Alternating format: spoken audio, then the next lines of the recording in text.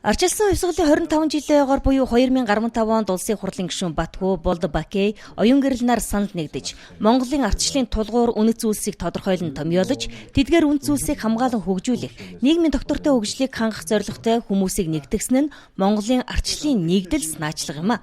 Тус байгууллага өнгөрсөн 2 дугаар сард аль биесээр байгуулагдсанаас хойш хөдөө орон нутгийн төлөөллүүд салбар зөвлөл байгуулах хүсэлтэд тавьхалсан байна. Дундгуй аймагт салбар зөвлөл байгуулагдаж улсын хурлын гишүүн Батгүү батламжийн гардуулж өгсөн байна. Дунд говчууд маань хамгийн эхлээд бид нэг номерын гэрчлэгээ авсан анхны салбар болно гэж хүсэл тавьсны дагуу Дундгуй аймаг бол нэг номерын гэрчлэгээ авсан ийм салбар болж өнөөдөр 200 гаруй хүн цуглаж энэ санаачлага нэгдэж байгаагаа илэрхийлж яагаад би энэ санаачлага нэгдэх болсон энэ санаачлагын дээр ямар байдлаар би хамтарч ажиллахыг гэдэг өөр өөрийнхөө тэр үнэн үгийг хэлж ингэж нэгдэж байгаа. Түүнээс биш ингээд сууж байгаа гар өргөд ингээд энэ санаачлалд орлоо нэгдэж байгаа. Би яагаад энэ санаачлалд орох ёстой юм те? Энэ санаачлагтай би юугаар хамтарч ажиллах ёстой? Юу надад таалагдж байгаа гэдэг. Хүн болгон тэр өөрийнхөө үгийг хэлж ингэж нэгдэж орж байгаа нь бол их таалагдж байна. Монголын ардчлалын нэгдэл санаачлага төрийн бас байгууллага байгуулагдсны дараа элсэх хүсэлтэд хамгийн түрүүнд илэрхийлсэн аймаг нь Дундгуй. Хөдөө орон нутагт байгуулагдсан хамгийн анхны салбар зөвлөл гэдгээрээ онцлогтой.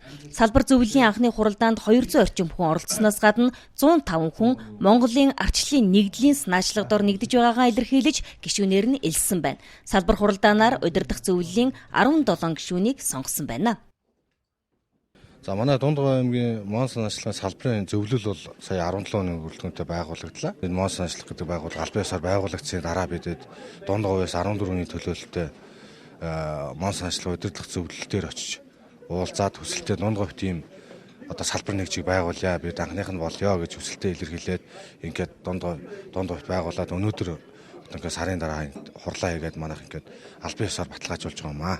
Хурлын үеэр дэртээх 90 оны арчилсан хувьсгалд гар бие оролцож тэр үед ардчлалын үзэл санаа, үйл хэргийг өөр өөрсдийнхөө төсөөлөн зургалж байсан анхны барьцаанууд, гишүүд дэмжигчид ардчлалын 20 гаруй жилийн түүхэн үйл явцыг мөн л өөрөө өөрсдийнхөө дүгнэн цэгнэж, амжилт алдаа оноог шүүж, цаашлаад алдаа оноо нь хаана байгаа, хэрхэн яаж засч залруулах талаар байр суурьаа илэрхийлэн яриа өрнүүлсэн байна.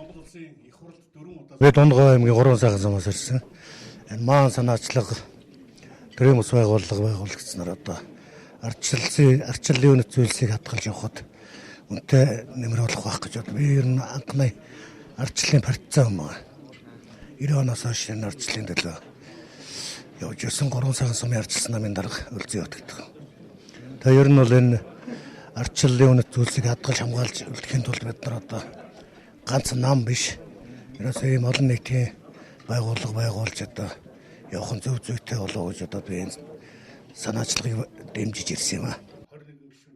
Монголын ардчлалын нэгдэл санаачлага бол ардчлалын үнд зүйлс, тулгуур үзэл санаа, хүний эрх чөлөөг дээдлэн хамгаалах, түгээн дэлгэрүүлэх, нийгмийн доктортой хөгжлийг хангах чиглэлээр өөрийн гишүүд бүтцийн нэгжийн үйл ажиллагааг удирдан чиглүүлэх, дэмжлэг үзүүлэх зорилготой.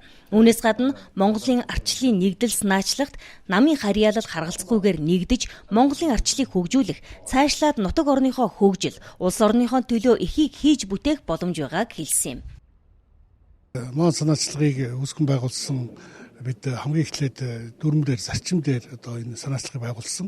Тэгэхээр зарчим гэдэг маань юу гэхтэй зэрэг бид нар ардчлалын үнд зүйлсийг түгээн дэлгэрүүлэх, цаашдаа улс орноо зах зээлийн хүн эдийн засгийн энэ зарчмаар нь хүний эрх чөлөөг дээдлсэн тэр агуулгаар нь цаашдаа хөгжүүлэх, энэ ардчлалын 26 жилийн түүхэнд бидэнд гажуудсан алдсан тэр зүйлүүдэд зас залруулах ийм болцоо боломжийг нээхийн тулд зөвхөн нам биш.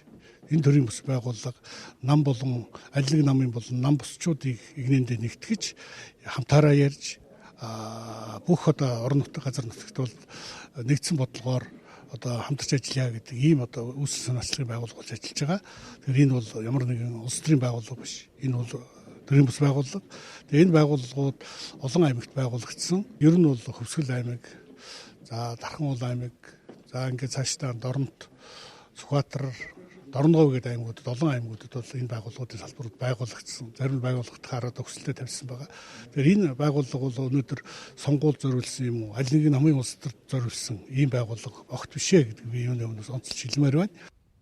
Одоогоор Монголын арчлын нэгдэл санаачлагт Дархан уул, Хөвсгөл, Дундговь, Дорнот, Сүхбаатар аймгууд нэгдээд байгаа бөгөөд Ховд, Говьалтай, Өөрөнгөн аймгууд салбар зөвлөлийг байгуулахаар ажиллаж байгаа юм байна.